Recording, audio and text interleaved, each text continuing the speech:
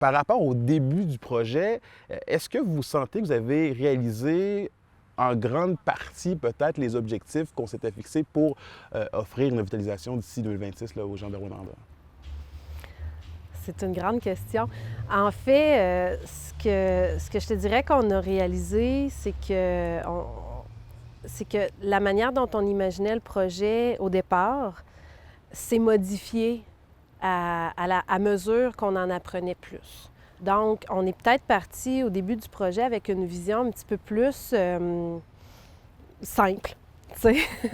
On n'avait pas, je pense, envisagé la complexité du fait de travailler avec un écosystème complexe. Comment se déclinent concrètement peut-être ces complexités-là? En fait? C'est qu'en fait, le lac Otsiko a plusieurs problématiques environnementales qui sont toutes interreliées. Donc, globalement, là, pour faire un portrait simple, là, c'est que, premièrement, le lac est dans ce qu'on appelle un processus d'eutrophisation, c'est-à-dire qu'il est en train de se refermer tranquillement sur lui-même par le fait qu'il y a de plus en plus de plantes, tout ça, qui vont dans le lac, donc moins en moins d'oxygène pour d'autres espèces, tout ça. Donc, le lac, tranquillement, se referme sur lui-même. Il y a aussi toute la question de la contamination dans le lac, puis qui continue encore aujourd'hui à rentrer dans le lac. Puis on parle à la fois de la contamination de l'eau là, par le réseau de l'eau pluviale qui draine plein de, des résidus de toutes sortes.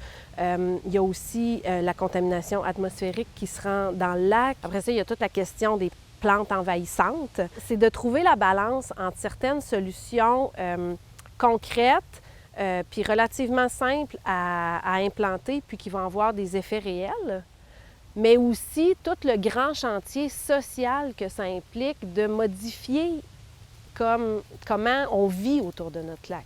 C'est quoi peut-être la chose, selon vous, la plus importante qui a pu être réalisée pour le lac là, en ce moment?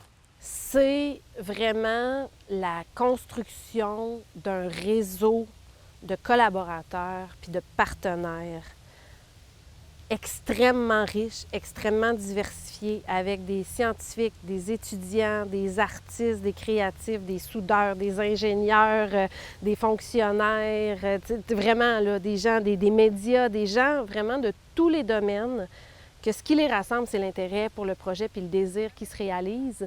Mais ça, c'est extrêmement riche. Sur le plan de la réhabilitation du lac en tant que tel, en fait, on est en voie, on avance constamment. Ce qu'on sait surtout, c'est quoi les problèmes, puis à peu près c'est quoi les pistes de solutions.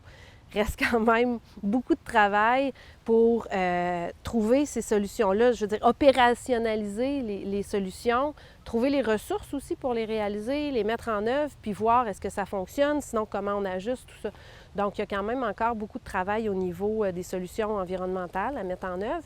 Puis, il y a encore aussi du travail au niveau de tout le volet récréo-touristique, mise en valeur, sauf que ça, c'est toutes des choses, il y a énormément de projets qui sont en train d'être développés et que tôt ou tard vont arriver dans l'espace public. Mais aussi, ce qu'on crée pour le lac, on essaie que ça puisse être utilisé dans d'autres lacs ailleurs au Québec. Tu sais, les projets de recherche qu'on fait, ils ont de la résonance ailleurs. Il y a des gens d'ailleurs au Québec, puis ailleurs au Canada, puis dans le monde qui s'intéressent à ce qu'on fait au lac Otsiko parce qu'ils ont les mêmes problématiques sur leur lac à eux. Donc, c'est aussi tout ça qui est le fun, c'est d'être un projet qui est inspirant pour d'autres, puis qui fait contre-courant à cette espèce de marasme-là ou de désespoir-là que certaines personnes ont par rapport à l'environnement. Il y a moyen aussi, tu sais, d'avoir de l'espoir. La dernière fois qu'on s'était parlé, vous m'aviez dit justement là, que vous, par rapport à ce projet-là, que vous aviez peur justement de vous répéter, puis que peut-être que les gens ne voyaient pas nécessairement la différence là, qui était vraiment portée au lac. J'aimerais savoir justement, est-ce que c'est toujours le cas et pourquoi ces sentiments-là?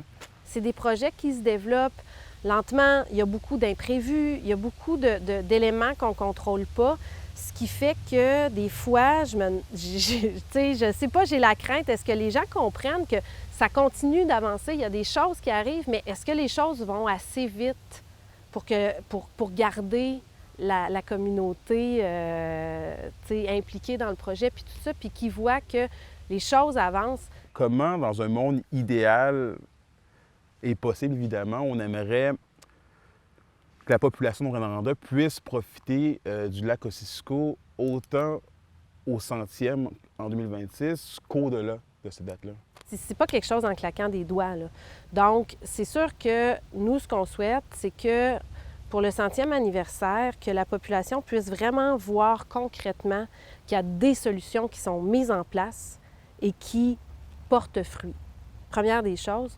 Puis deuxième des choses, au niveau de l'expérience autour du lac, il y a déjà énormément de choses. Il y a déjà plein d'organisations, justement, Récréo-Cisco, la Maison du Mulon, les festivals, les événements. Il y a déjà beaucoup de choses autour du lac, mais d'amplifier encore ça pour que ça soit de plus en plus vivant, inspirant, puis que ça donne envie aux gens de prendre soin de leur lac.